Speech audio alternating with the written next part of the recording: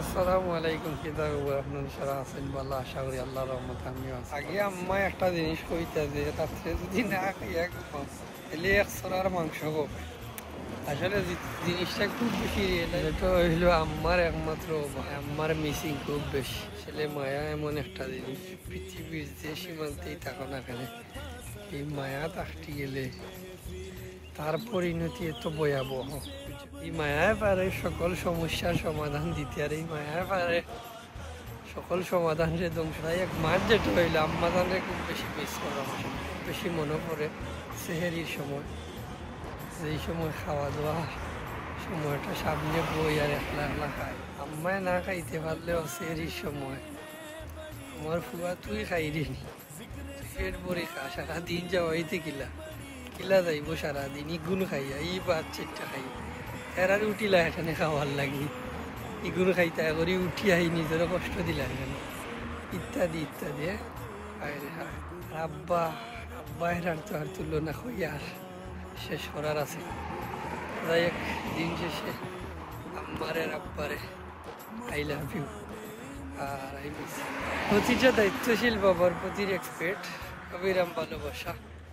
প্রতিটা দায়িত্বশীল বাবা হলে এটাই কইব, সবসময় আপনি আপনার জায়গা থেকে যেই রকম প্রতিটা সন্তানকে হাসি খুশি রাখার চেষ্টা করবেন, আপনিও একটু চেষ্টা করবা আপনিও হাসি খুশি থাকার।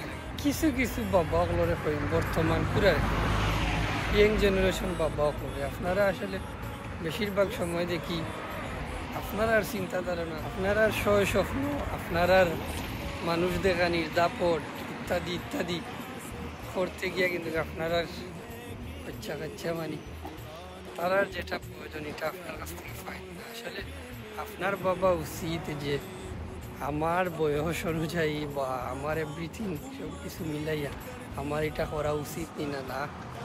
আর আমি একজন বাবা হিসাবে আমার সন্তান আমার কাছে কতটুকু দাবি বা কতটুকু তার প্রতি আমি দায়িত্ব পালন করলাম এটা একটু দেখা উচিত, বা এটা আপনারা দেখবা অনুরোধ রইল। কারণ বাবা আসলে সেও কোনো সময় চায় না সন্তান যে অসুখী রাখুক বা কোনো আবদার অপূর্ণ রাখুক।